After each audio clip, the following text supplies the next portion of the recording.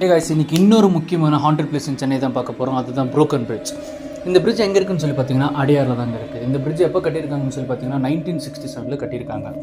இந்த பிரிட்ஜ் கட்டின காலகட்டத்தில் அங்கே இருக்கிற நகரவாசிகள், அப்புறமா மீனவர் சமுதாயம், அதுக்கப்புறமா அங்கே ஹார்பரில் வேலை செஞ்சவங்க எல்லாருமே இந்த ஒரு பிரிட்ஜை தான் வந்துட்டு ரொம்பவே யூஸ் பண்ணிட்டு வந்திருக்காங்க கைஸ். அது மட்டும் இல்லாமல் 1977 அலைகளால் வந்துட்டு இந்த ஒரு பிரிட்ஜ் வந்துட்டு உடஞ்சி போகுதுங்க. அதுக்கப்புறமா யாருமே இந்த பிரிட்ஜை வந்துட்டு திருப்பி புதுப்பிக்கணும், அதுக்கப்புறமா இதை யூஸ் பண்ணணுன்ட்டு யாருமே முன் வராதனால அந்த ஒரு பிரிட்ஜ் அப்படியே பாலடைஞ்சு போயிடுச்சு.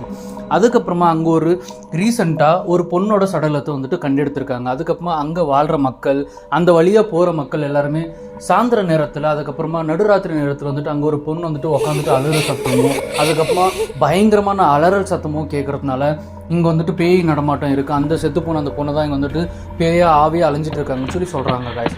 இது எந்தளவுக்கு உண்மைன்னு சொல்லி தெரியல.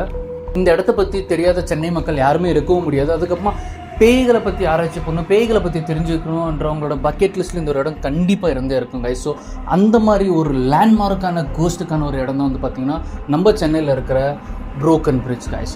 ஸோ இதே மாதிரி நிறைய விஷயங்களை தெரிஞ்சுக்கணும். என்னோட சேனலை லைக் பண்ணுங்கள், சப்ஸ்கிரைப் பண்ணுங்கள், அதுக்கப்புறமா ஷேர் பண்ணிவிடுங்க, அந்த பெல் பட்டனை